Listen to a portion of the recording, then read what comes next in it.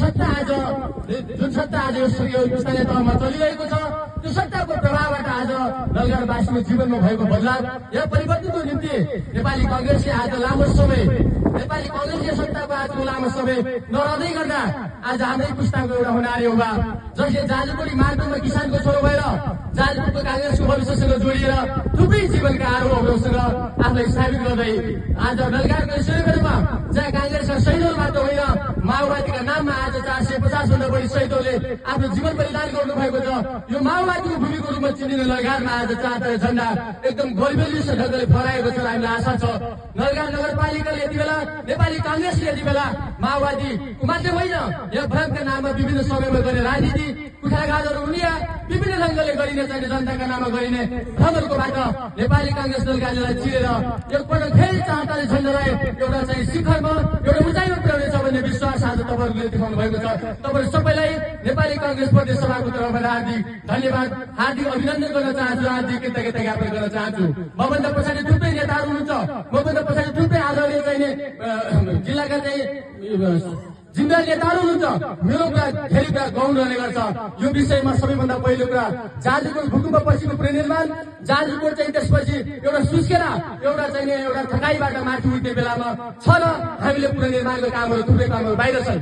यसको अलावा त्योभन्दा अगाडि भइरहेका संघीय सरकारका चाहिँ मान्य मन्त्रीज्यूहरूले के गर्नुभयो, नलगारको सन्दर्भमा के गर्नुभयो र नलगारको नागरिकको जीवन स्तरमा के गर्नुभयो भन्ने कुराको सन्दर्भमा मात्रै नभएर अब जाजरकोटलाई कुन दिशातिर लिएर जान सकिन्छ, जाजरकोटी नागरिकको जीवनलाई कसरी रूपान्तरण गर्न सकिन्छ र यसलाई नलगारको भविष्यलाई अथवा जाजरसम्म जाजरको भविष्यलाई कता लिन सकिन्छ भन्ने कुरा आज तपाईँहरूको बिचमा यहाँ हाम्रो बिचमा महत्त्वपूर्ण रहेको छ व्यक्तित्व जसले हाम्रो उमेर समूहसँग जोडेर जान सक्ने र जाजरकोटको माटोलाई गम्भीर ढङ्गले चिन्न सक्ने हाम्रो उम्मेदवार तपाईँहरूका बिचमा हुनुहुन्छ।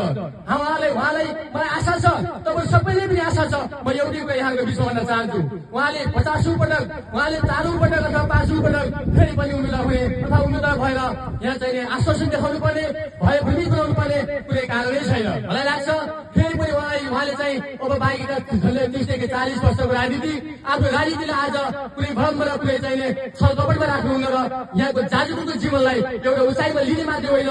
आज यो नलगारको नागरिकका जनताहरूले आज हिजो सरकार वर्गको अधिकारीसँग र श्रमजीवी नेपाली जनतासँग जोडिएको जुन विचार थियो त्यसबाट आज नलगारले के प्राप्त गरेको छ, त्यसबाट नेपाली कांग्रेसको एउटा युवा नेता हुनुको नाताले यसलाई एउटा उचाइमा लिएर जाने र समग्र नलगारको भविष्यलाई समग्र जाजरकोटको भविष्यलाई एउटा उचाइमा लिएर जाने कुराको विश्वास यहाँको बिचमा उहाँले राख्नुहुन्छ।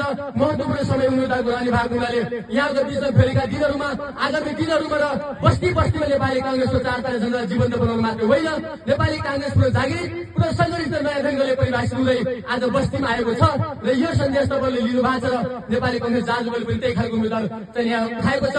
यहाँहरू सबैले त थाहा छ हामी कम्युनिस्ट होइनौँ, हामी कुनै चाहिँ अर्को पार्टी होइनौँ, हामी सगौरव भन्न चाहन्छौँ। आज एउटा समुदायको छोरी, आज एउटा चाहिँ जनजातिको छोरी, आज एउटा चाहिँ के भन्छ एउटा वर्गको छोरीलाई आज नेपाली कांग्रेस जस्तो पार्टीले एउटा उम्मेदवार बनाएर तपाईँहरूको बिचमा ल्याएको छ। यो हामीले भन्नुपर्छ, एउटा समुदाय एउटा चाहिँ अल्पसंख्यक नागरिकको समुदायको छोरी आज तपाईँ हाम्रा बिचमा उम्मेदवार बनाउँदै गर्दा हिजो जस्तै माओवादीले 6वटा 7वटा उम्मेदवार बनाएर आउने र एउटा पनि समानुपातिक नपर्ने होइन। हाम्रो उम्मेदवार आज एउटा चेली आएको छ।